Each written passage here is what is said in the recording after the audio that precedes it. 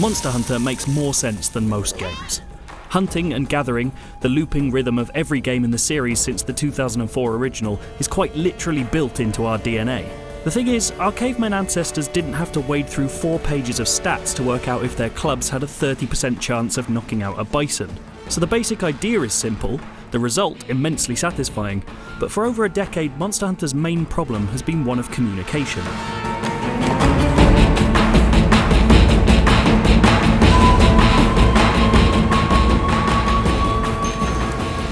Given that Capcom's made very clear that it won't be dumbing down the core experience, and after 15 hours of play I can personally vouch for that, Monster Hunter World's key concern will be in how it brings new players into the fold painlessly.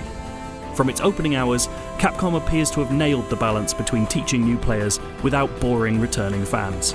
Quite honestly, the introduction's success has less to do with smart tutorializing or snowballing mechanics than with how it's all presented. World is a consistently astonishing looking thing. The series' signature cave punk art direction, now accented with an over-the-top lighting engine, coating newly seamless hunting grounds, an in-depth character creator sure to delight more demanding role-players, and, naturally, fantastically cool and odd monsters, each with suites of gorgeous animations.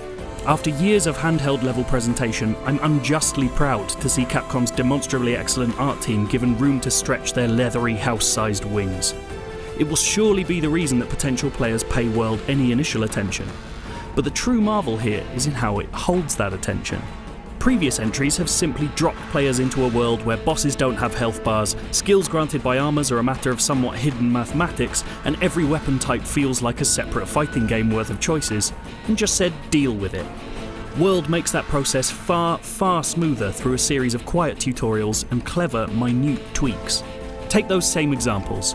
Bosses still don't reveal their health through anything other than animation cues, but new damage numbers at least show how your attacks differ and reveal which weak points you should be hitting. Armor skills are probably the biggest change.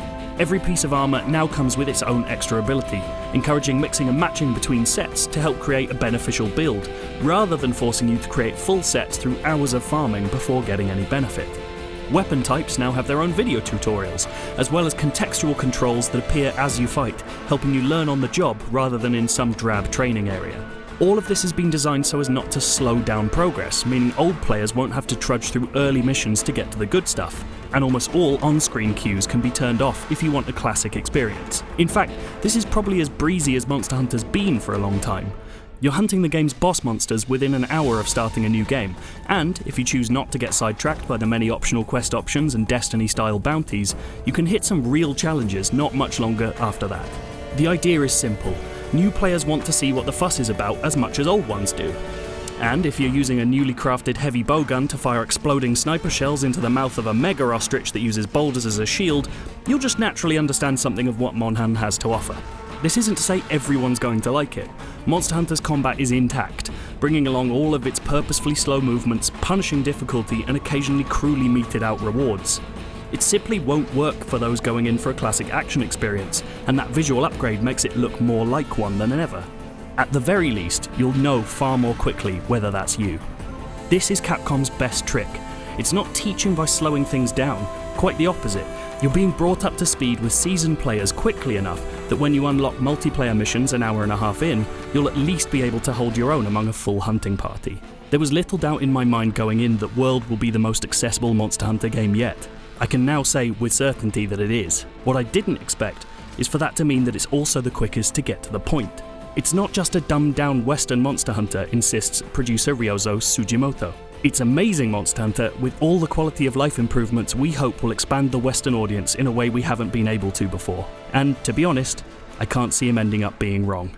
If you want to see more from Monster Hunter World, you can check out our list of changes for already expert players, or you can just watch a fight.